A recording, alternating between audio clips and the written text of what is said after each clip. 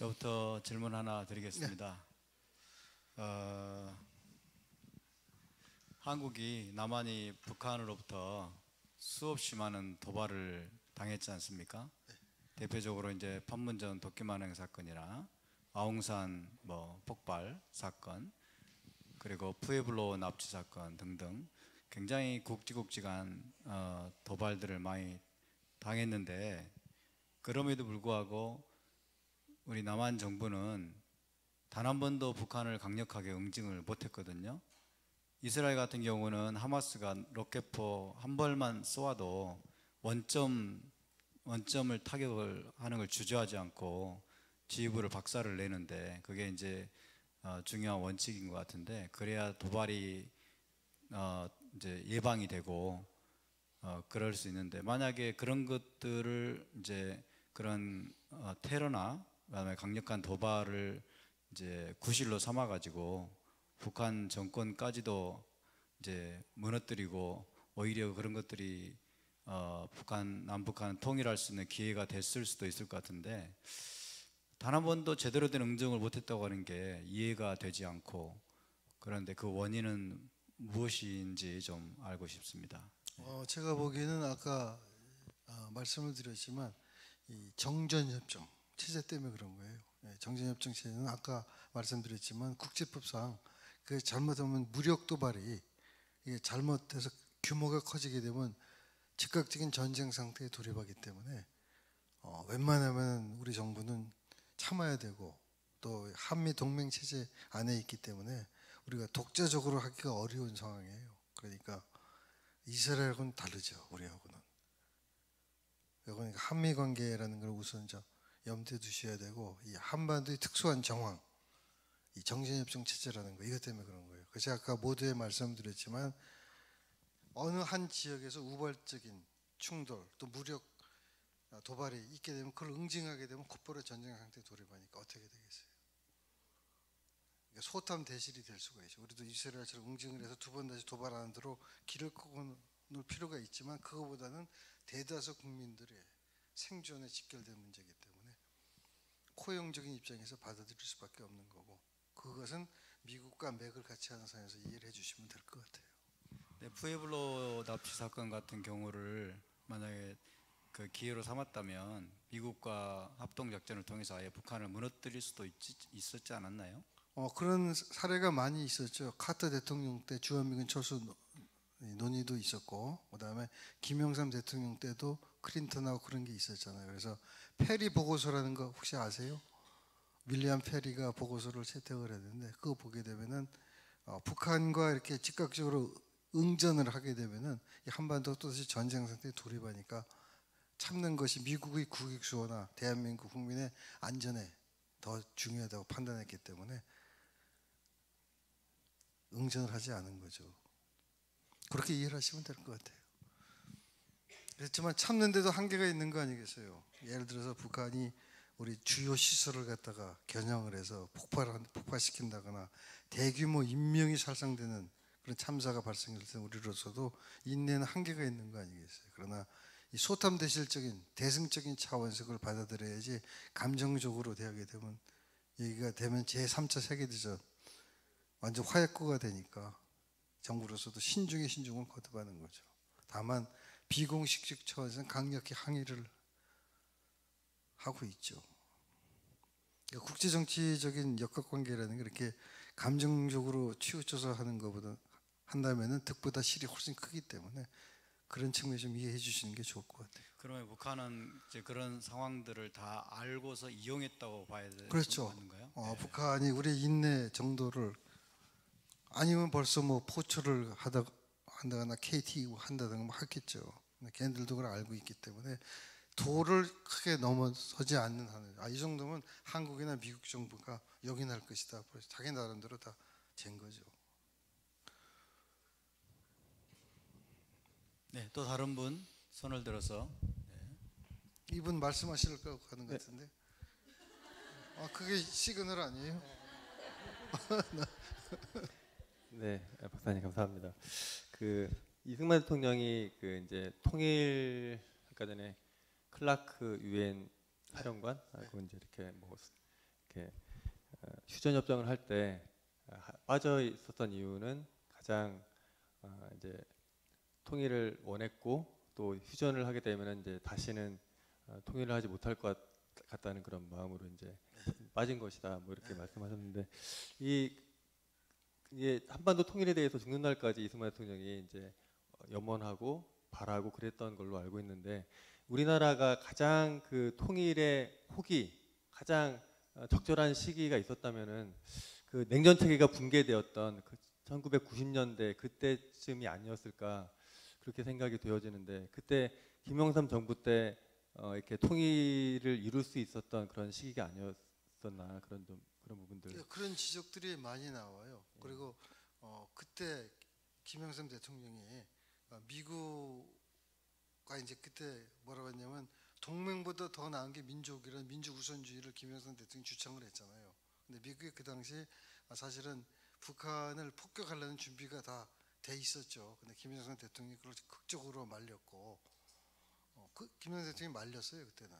예? 어떻게 내가 대통령인데 우리나라 일을 나도 모르게 너희들이 마음대로 하느냐 강력히 항의를 하고 그래서 미국이 안 했고 또 미국에서는 시뮬레이션을 했죠. 시뮬레이션을 했는데 시뮬레이션 결과 북한이 절대적으로 유리하고 우월하고 하니까 시뮬레이션 결과 그렇게 나왔대요.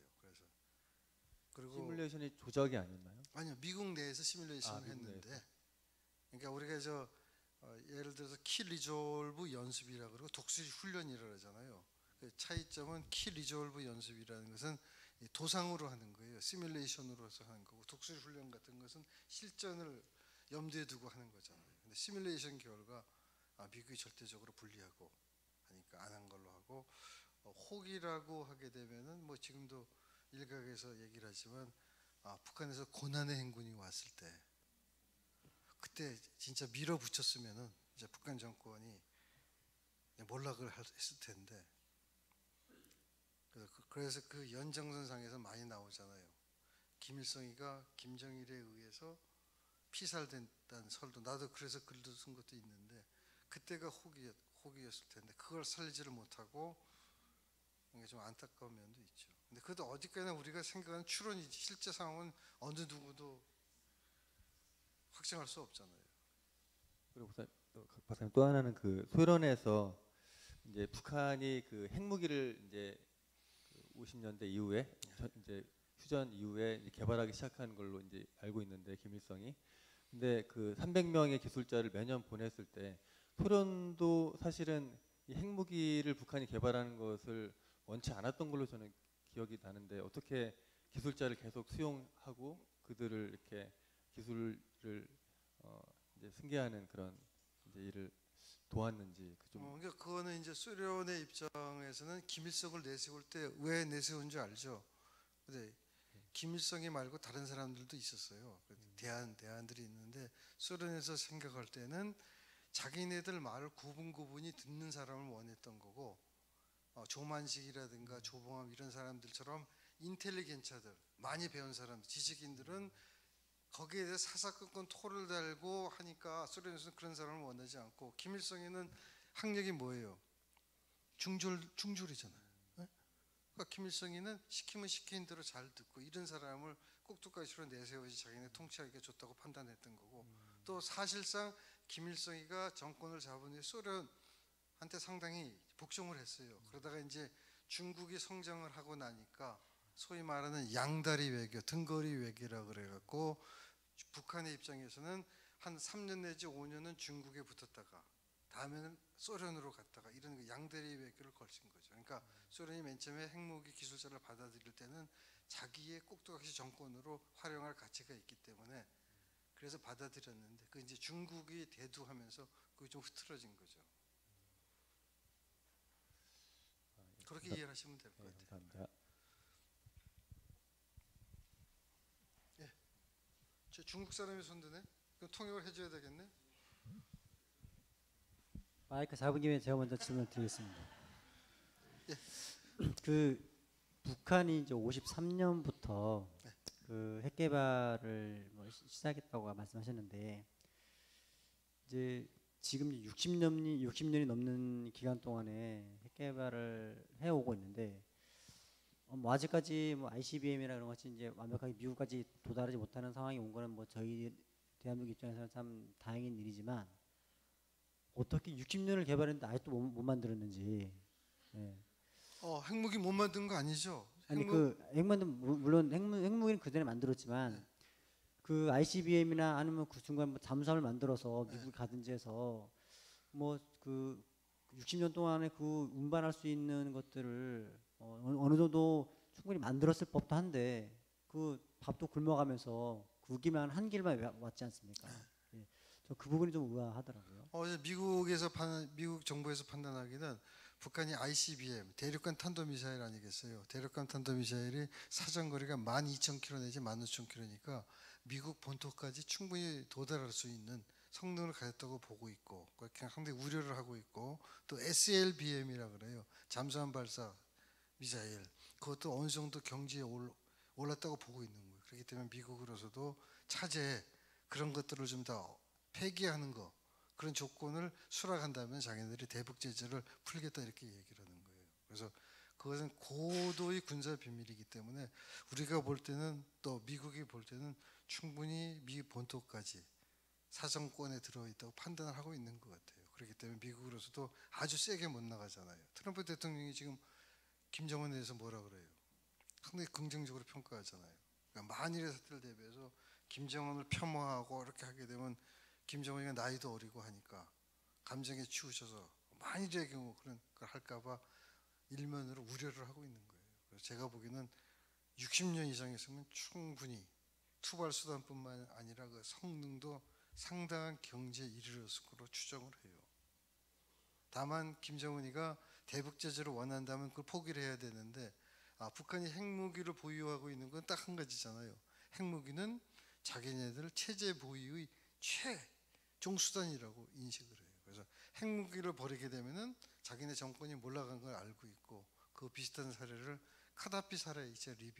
리비아가 그렇잖아요. 카다피가 어떻게 죽었어요? 핵무기 반납하고 시궁창에서 죽었잖아요.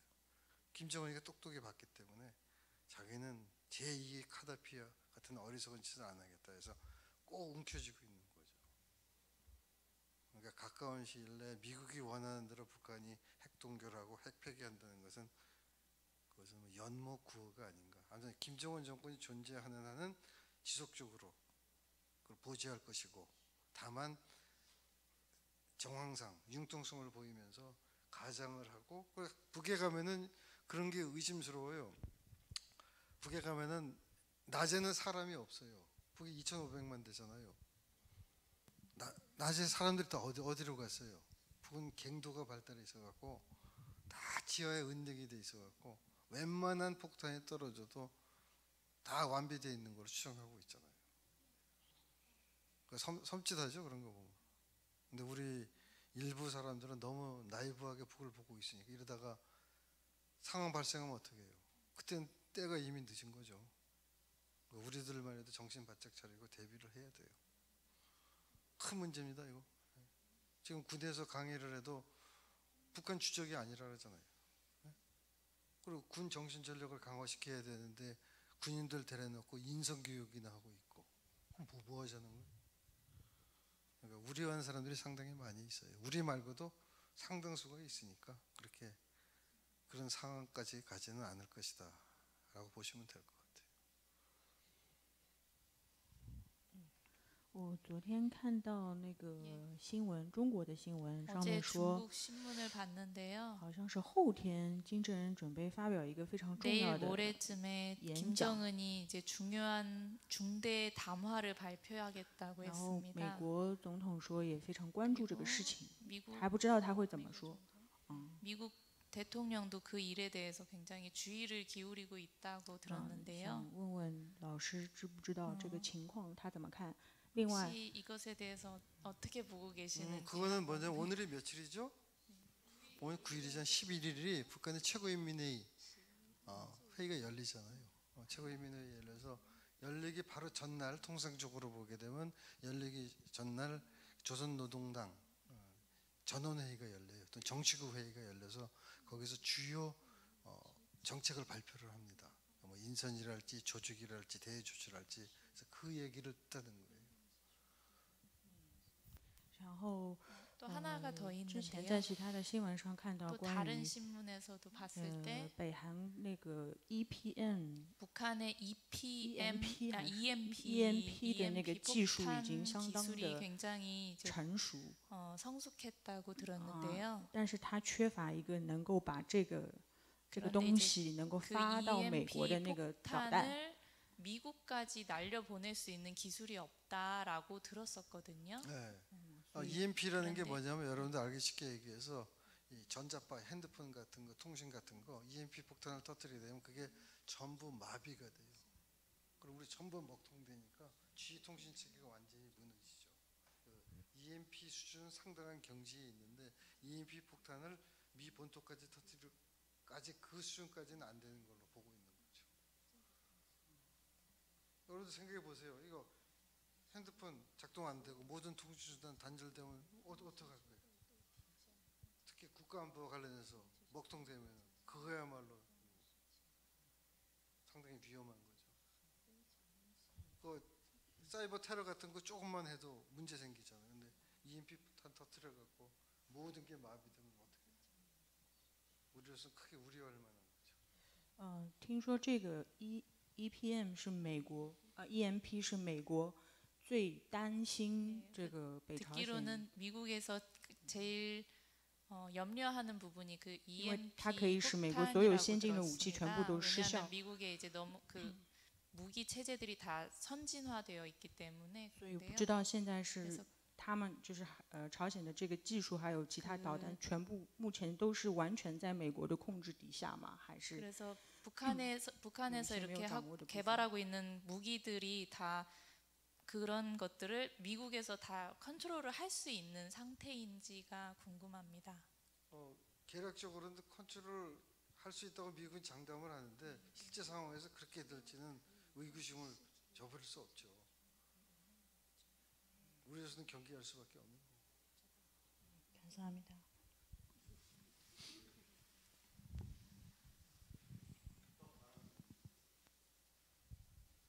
질문 있으신 분?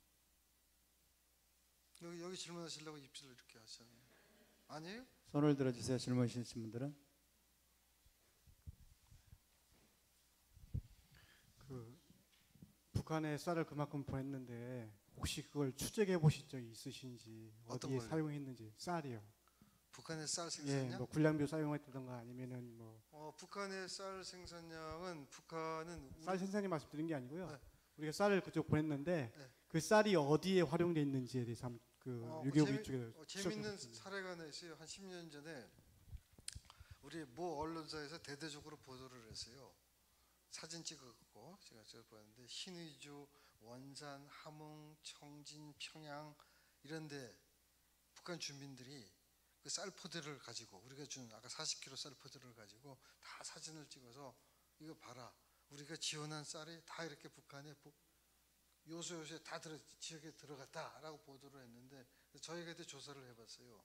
조사를 해봤더니까 쌀 포대가 우리가 준 게 맞아요. 쌀 40kg 대한민국이 있는데 주민들이 무슨 얘기를 하냐면은 대한민국이 어딘지 모르는 거예요. 대한민국이 어딘지는 모르지만 참 고마운 나라다. 그래서 왜 고마운 나라냐? 난 쌀을 줘서 고마운 줄 알았어요. 그게 아니라 이렇게 튼튼한 포대를 줘갖고 여기다가 이리 몇 초도 안 터지고 이렇게 튼튼한 포대를 우리한테 줘서 너무 고맙다. 대한민국 참 고마운 나라다. 이렇게. 그러니까 대한민국이 어딘지 몰라요. 저쪽에서는 대한민국은 우리가 사용하는 명칭이고 저쪽에서는 남조선 또 공화국 남반부 이렇게 알고 있어요. 대한민국은 몰라요. 그리고 쌀을 줘서 고마운 게 아니라 쌀 포대가 너무 견고하니까 참 고맙다고 생각합니다.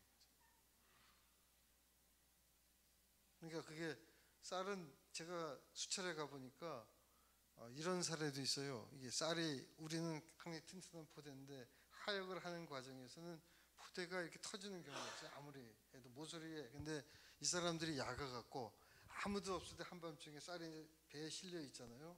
새벽 한 2시 돼서 이렇게 내가 배 이렇게 보니까 어떤 사람이 두세 명이 오더니 그 쌀을 갖다가 둘이서 낑낑거리고 40kg면 여러분들 대한민국 장정은 그냥 들을 수 있어요. 시멘트가 40% 되잖아, 40kg잖아요. 근데 두세 사람이 그걸 낑낑거리더니 모서리에다 탁 던지더라고요. 그러니까 터지잖아, 아무리 던져도 모서리에다 하니까. 그걸 보니까 한 사람은 저 의사예요, 의사, 군의관. 그 왕진 가방에다 쌀을 막 주워 담더라고.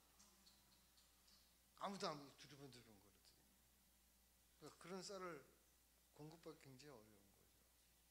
그리고 또 한 번은 걔네들 식량 공급소라고 있어요. 내가 거기다 가봤어요. 저쪽에 청진부터 시작해서 흥남, 원산, 동해 쪽은, 그 다음에 서해 쪽은 송림, 남포, 해주 가봤는데, 가면은 우리가 걔네들로 약속을 한 게 뭐냐면 쌀을 매 10만 톤 지원해 줄 때마다 10만 톤 우리가 2곳 내지 3곳을 우리 요원이 가서 모니터링 하겠다고 약속을 했어요. 합의를 다 해갖고 제가 이제 단장으로 해서 갔는데, 가면 갈 때부터 씨름을 하는 거예요. 그쪽에 대표가 단장에 왔고, 단장 선생, 그거 뭐 3번까지 할 필요 있습니까? 한 번으로 합시다. 그러는 거예요.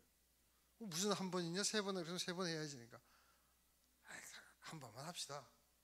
그러면 절충해서 2번 하기로 하는 거예요. 2번 하면은 걔네들 앞서 우리가 이 도심으로 시내로 못 들어오도록 그 선착장에서 가장 가까운데 5분 거리, 10분 거리로 안내를 하는 거예요. 한 번은 원산으로 갔는데 한 5분 거리 간 거예요. 갈 때 우리가 5명이니까 2사람은 카메라, 비디오 카메라 찍고, 저는 단장이니까 이제 인터뷰하고, 한 사람은 적고 가는데, 식량공급소 도착하니까 여자들이 쫙 서 있어요. 근데 식량 공급하러 가면은 옷을 허름한 거 입고 가야 되잖아요. 쌀 가져오는. 근데 옷들을 다 삐끗번쩍 뭐 이 머플러도 이거보다 더 멋있는 거 하고 왔더라고. 그래서 내가 딱 가니까 이제 우리 수행원이 따라오잖아요. 그럼 내가 물어보죠. 마이크 대고, 어디서 온 누구십니까? 하면 물어보면 누구입니다. 그런다고. 그러면 그 세대주는 뭐 하십니까? 세대주 말입니까? 노동자입니다. 원산 기계 뭐 노동자는. 노동자 부인이 이렇게 좋은 스카프를 갖고 메고 다니십니까? 아닙니다. 선생님 제 것도 보시라. 이건 더 좋습니다. 그러는 거예요. 그럼 또 옆에 있다가, 선생님 먼 길 오셨는데 제가 통일 노래 하나 불러드리겠습니다. 배급받으러 온 사람들이 노래를 부르는 거예요. 그럼 박수 치고. 그러다가 좀 있다 보면은 아마 우리 보도될 때 보면 북한에는 여자들이 자전거를 안 타고 다닌다 그러잖아요. 근데 자전거가 몇 대 있어요. 어떤 아줌마가 자전거를 가지고 왔더라고요. 자전거에다가 이렇게 쌀 배급받은 거 20kg 같은 걸 뒤에다 이렇게 묶어요. 우리가 다 묶고 어떻게 해요? 자전거 타고 가잖아요. 이 아줌마는 끌고 가는 거예요, 자전거로. 그러니까 북한의 단장이, 단장 선생 날라갑시다. 다 봤으니까 빨리 가세요. 뭘 저거 좀 보게. 날라갑시다. 차를 태우고 쭉 가서 이렇게 보니까 자전거를 타고 가는 게 비뚱비뚱하면서 그 골목을 쑥 들어가더라고. 자전거 끌고. 그게 다 연출된 거죠. 그리고 모르긴 몰라도 우리 갈 때는 다 이렇게 식량 공급을 해주고, 우리 간 다음에 다 회수하는 것 같아요.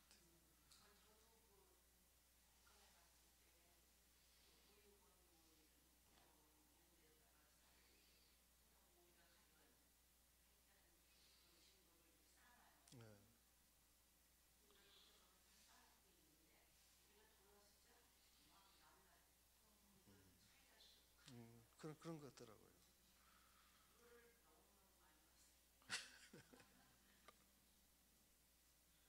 그래서 주민들한테 가는 건 전혀 아니고, 주로 저 군량미로. 그리고 이제 단칸부들에 가면 단칸부들이 그걸 갖다 장마당에 갖다 되파는 거죠. 또 때로는 그걸 수출하고.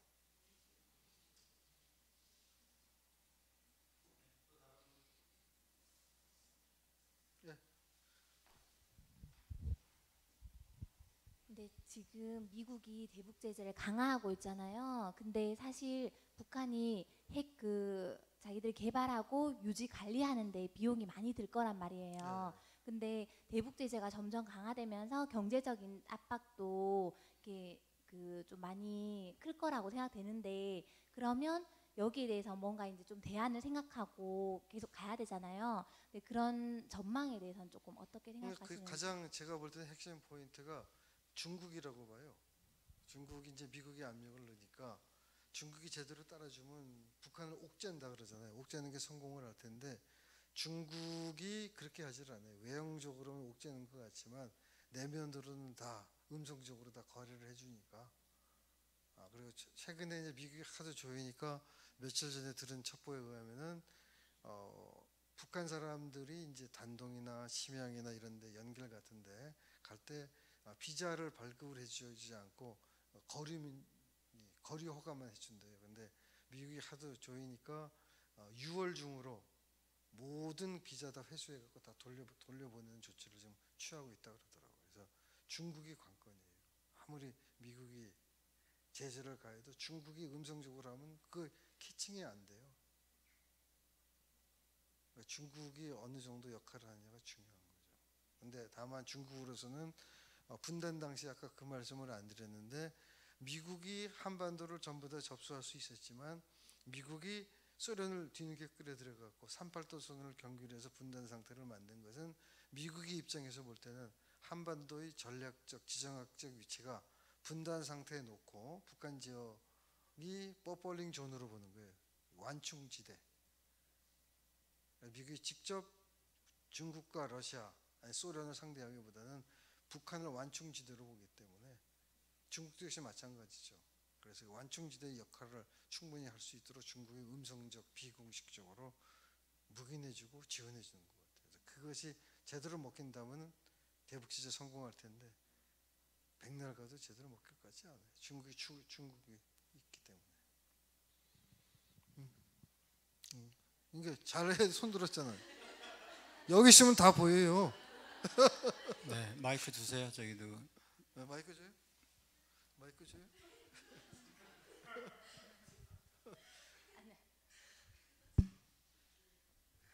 그러면 제가 질문 하나 더 드리겠습니다. 문재인이 작년에 유엔 총회 가가지고 국제사회 앞에서 6.25를 작년인가 재작년인가 6.25를 내전이라고 말을 했거든요. 예, 내전이라고 말했을 때에 문재인이 품고 있었던 숨은 의도, 어떤 의도로 그런 말을 했는지 그거를 좀 어떻게 생각하시는지 좀 여쭙고 싶습니다. 10개를 물속은 알아도 한 개를 마음속은 모른다 그러잖아요. 국민의 입장으로서 대통령의 의중을 어떻게 알겠어요. 다만 추정할 때는 그 보좌진들이 뭔가 얘기를 해줬겠죠. 그러니까 내전이라고 할 때는 6.25 전쟁의 참혹상 또 진실을 좀 이렇게 의도적으로 축소하거나 이런 의도가 있지 않을까 그렇게 추정할 뿐이죠. 정확히는 모르겠어요. 심중은.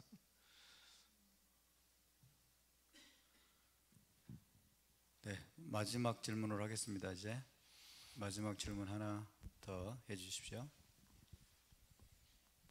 작년에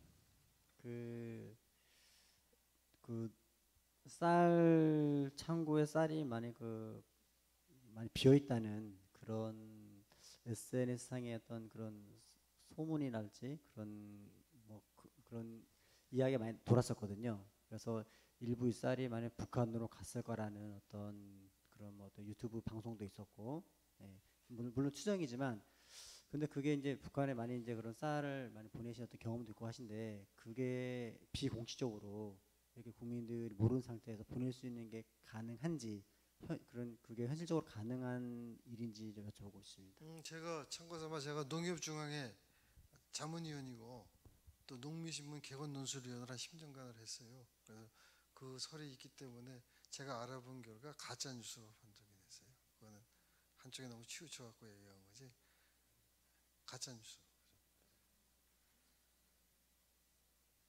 그리고 쌀을 싣고 가게 되면 선박 같은 거 아까 5,000톤, 8,000톤 얘기했잖아요.